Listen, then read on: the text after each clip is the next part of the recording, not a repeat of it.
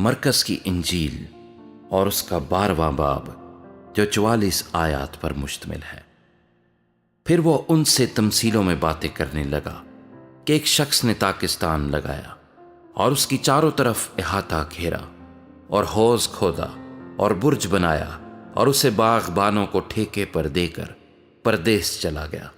پھر پھل کے موسم میں اس نے ایک نوکر کو باغبانوں کے پاس بھیجا تاکہ باغبانوں سے تاکستان کے پھلوں کا حصہ لے لے، لیکن انہوں نے اسے پکڑ کر پیٹا اور خالی ہاتھ لٹا دیا۔ اس نے پھر ایک اور نوکر کو ان کے پاس بھیجا، مگر انہوں نے اس کا سر پھوڑ دیا اور بے عزت کیا۔ پھر اس نے ایک اور کو بھیجا اور انہوں نے اسے قتل کیا۔ پھر اور بہتیروں کو بھیجا، انہوں نے ان میں سے بعض کو پیٹا اور بعض کو قتل کیا۔ اب ایک باقی تھا جو اس کا پیارا بیٹا تھا۔ اس نے آخر اسے ان کے پاس یہ کہہ کر بھیجا کہ وہ میرے بیٹے کا تو لحاظ کریں گے، لیکن ان باغبانوں نے آپس میں کہا، یہی وارث ہے، آؤ اسے قتل کر ڈالیں، میراث ہماری ہو جائے گی۔ پس انہوں نے اسے پکڑ کر قتل کیا اور تاکستان کے باہر پھینک دیا۔ اب تاکستان کا مالک کیا کرے گا؟ وہ آئے گا اور ان باغبانوں کو ہلاک کر کے تاکستان اوروں کو دے دے گا۔ کیا تم نے یہ نوشتہ بھی نہیں پڑھا کہ جس پتھر کو معماروں نے رد کیا وہی کونے کے سرے کا پتھر ہو گیا؟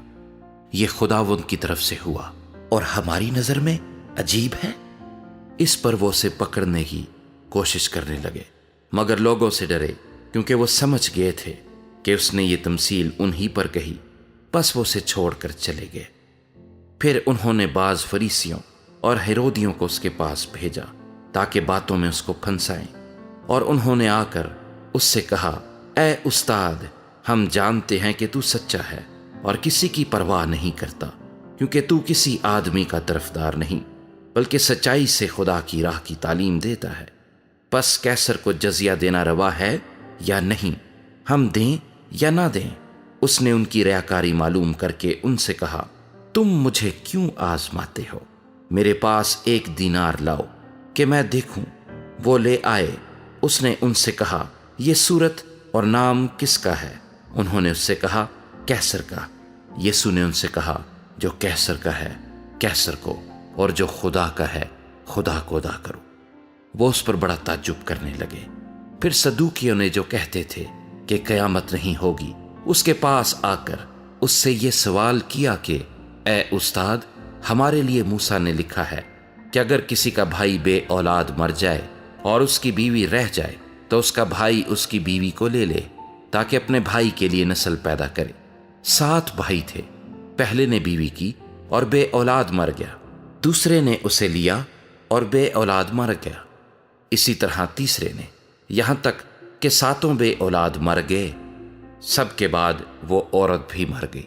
قیامت میں یہ ان میں سے کس کی بیوی ہوگی؟ کیونکہ وہ 7 کی بیوی بنی تھی۔ یسوع نے ان سے کہا، کیا تم اس سبب سے گمراہ نہیں ہو کہ نہ کتاب مقدس کو جانتے ہو نہ خدا کی قدرت کو؟ کیونکہ جب لوگ مردوں میں سے جی اٹھیں گے تو ان میں بیاہ شادی نہ ہوگی، بلکہ آسمان پر فرشتوں کی مانند ہوں گے۔ مگر اس بارے میں کہ مردے جی اٹھتے ہیں، کیا تم نے موسیٰ کی کتاب میں جھاڑی کے ذکر میں نہیں پڑھا کہ خدا نے اس سے کہا کہ میں ابراہیم کا خدا اور اسحاق کا خدا اور یعقوب کا خدا ہوں؟ وہ تو مردوں کا خدا نہیں بلکہ زندوں کا ہے۔ پس تم بڑے گمراہ ہو۔ اور فقیہوں میں سے ایک نے ان کو بحث کرتے سن کر جان لیا کہ اس نے ان کو خوب جواب دیا ہے۔ وہ پاس آیا اور اس سے پوچھا کہ سب حکموں میں اول کون سا ہے؟ یسوع نے جواب دیا کہ اول یہ ہے، اے اسرائیل سن، خداوند ہمارا خدا ایک ہی خداوند ہے، اور تو خداوند اپنے خدا سے اپنے سارے دل اور اپنی ساری جان اور اپنی ساری عقل اور اپنی ساری طاقت سے محبت رکھ۔ دوسرا یہ ہے کہ تو اپنے پڑوسی سے اپنے برابر محبت رکھ۔ ان سے بڑا اور کوئی حکم نہیں۔ فقیر نے اس سے کہا، اے استاد، بہت خوب، تو نے سچ کہا کہ وہ ایک ہی ہے اور اس کے سوا اور کوئی نہیں، اور اس سے سارے دل اور ساری عقل اور ساری طاقت سے محبت رکھنا اور اپنے پڑوسی سے اپنے برابر محبت رکھنا سب سوختنی قربانیوں اور ذبیحوں سے بڑھ کر ہے۔ جب یسوع نے دیکھا کہ اس نے دانائی سے جواب دیا تو اس سے کہا، تو خدا کی بادشاہی سے دور رہی، اور پھر کسی نے اس سے سوال کرنے کی جرات نہ کی۔ پھر یسوع نے ہیکل میں تعلیم دیتے وقت یہ کہا کہ فقیہ کیوں کر کہتے ہیں کہ مسیح داؤد کا بیٹا ہے؟ داؤد نے خود روح القدس کی ہدایت سے کہا ہے کہ خداوند نے میرے خداوند سے کہا، میری داہنی طرف بیٹھ جب تک میں تیرے دشمنوں کو تیرے پاؤں کے نیچے کی چوکی نہ کر دوں۔ داؤد تو آپ اسے خداوند کہتا ہے، پھر وہ اس کا بیٹا کہاں سے ٹھہرا؟ اور عام لوگ خوشی سے اس کی سنتے تھے۔ پھر اس نے اپنی تعلیم میں کہا کہ فقیہوں سے خبردار رہو، جو لمبے لمبے جامے پہن کر پھرنا اور بازاروں میں سلام اور عبادت خانوں میں اعلیٰ درجے کی کرسیاں اور ضیافتوں میں صدر نشینی چاہتے ہیں، اور وہ بیواؤں کے گھروں کو دبا بیٹھتے ہیں اور دکھاوے کے لیے نماز کو طول دیتے ہیں، انہی کو زیادہ سزا ملے گی۔ پھر وہ ہیکل کے خزانے کے سامنے بیٹھا دیکھ رہا تھا کہ لوگ ہیکل کے خزانے میں پیسے کس طرح ڈالتے ہیں، اور بہتیرے دولت مند بہت کچھ ڈال رہے تھے۔ اتنے میں ایک کنگال بیوہ نے آ کر 2 دمڑیاں یعنی ایک ڈھیلا ڈالا۔